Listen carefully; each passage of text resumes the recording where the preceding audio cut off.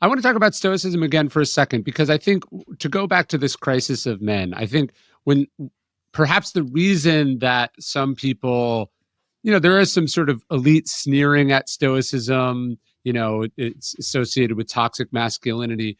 It does seem to be like that people associate Stoicism with a lack of emotions. I think there's a difference between being emotionless and being less emotional.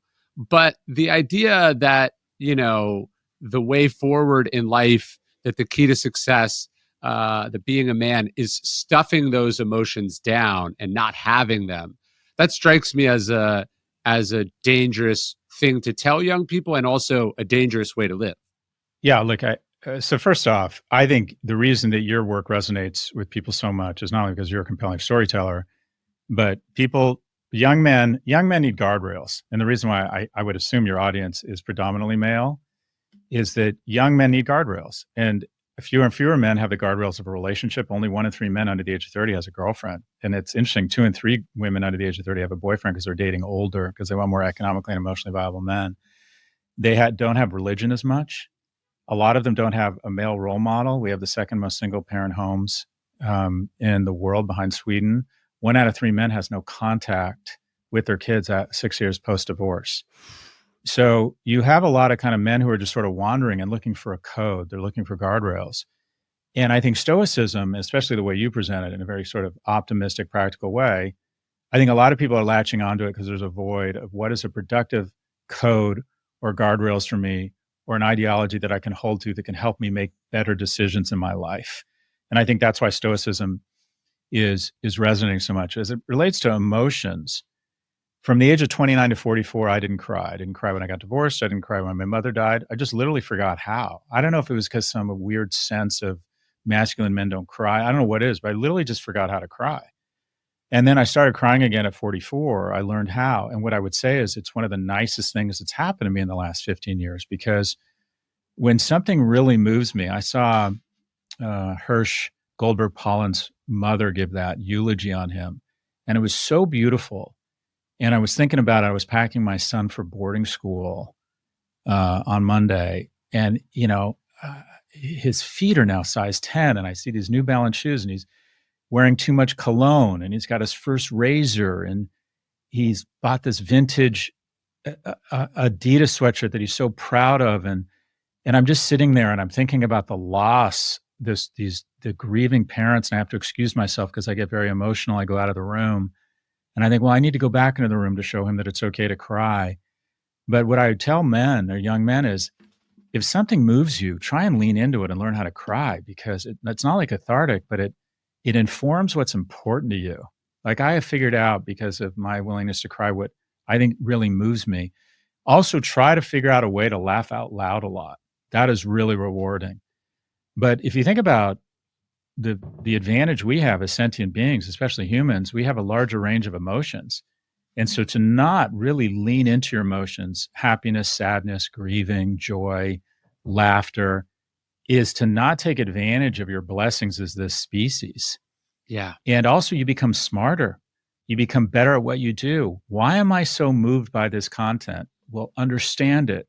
Why do you think it's so powerful? Why is it moving you this way? And then learn from it. Why are you upset about this? Okay, this is what's important to you. This is what offends you. Otherwise, you're just sort of, as I was through 29 through 44, I was just kind of sleepwalking through life. I didn't really feel anything. So men really need to get over this bullshit notion of masculinity as not showing your emotions. It is so important. And not only that, it's just so rewarding. Yeah, we only have a couple of stories about Marcus Aurelius, the human being, not the philosopher. But I think it's striking that almost all of them involve him crying over victims of the plague, crying over the loss of one of his tutors. We even hear that he cries when he finds out he's going to be emperor, because it strikes him as this utterly overwhelming, impossible job. And it strikes me that when people talk about, men don't show their emotions, yet we see those men get angry all the time. So it's not that they don't have emotions.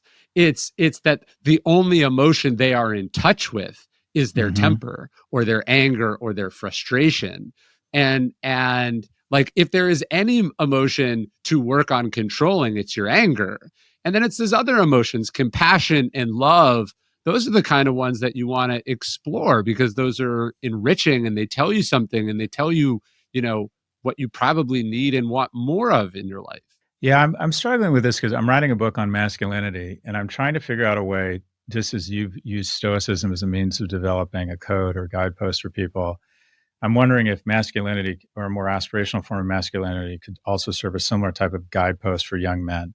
Yeah, Because we're built differently. We have more testosterone. People born as men are more prone to certain types of activities and attributes and women are born to their own set of attributes, which isn't to say women can't demonstrate wonderful masculinity and men can't sure. demonstrate wonderful femininity.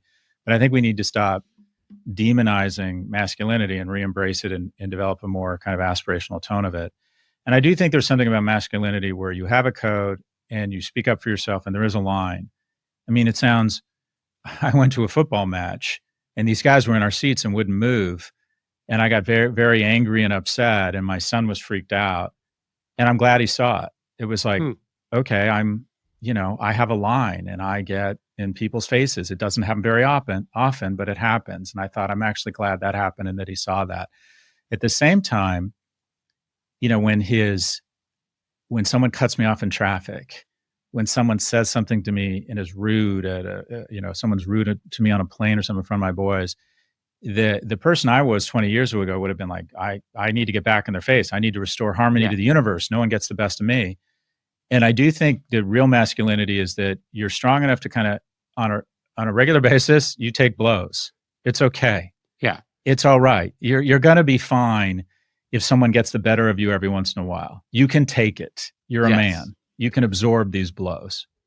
Yeah, that your ego's not so fragile that you cannot, that it's ironic we talk about snowflakes, sort of snowflakes being the people who can't deal with, controversial or provocative ideas and, the blah, blah, blah, blah, blah. And then there is this kind of snowflakeism of like, I can't be insulted. Who are you to say that to me? Why am I not getting the respect that I deserve? When you have a strong sense of self, to me, part of Stoicism is you become indifferent to what other people say and do around you because it doesn't affect or change what actually matters. The Stoics would say, the only way a person can harm you or the only way something harms you is if it harms your character. So if because someone does something to you and then you react in a way that is dishonest or mean or cruel or irrational, the harm that happened there was what you inflicted on yourself, not what they did to you.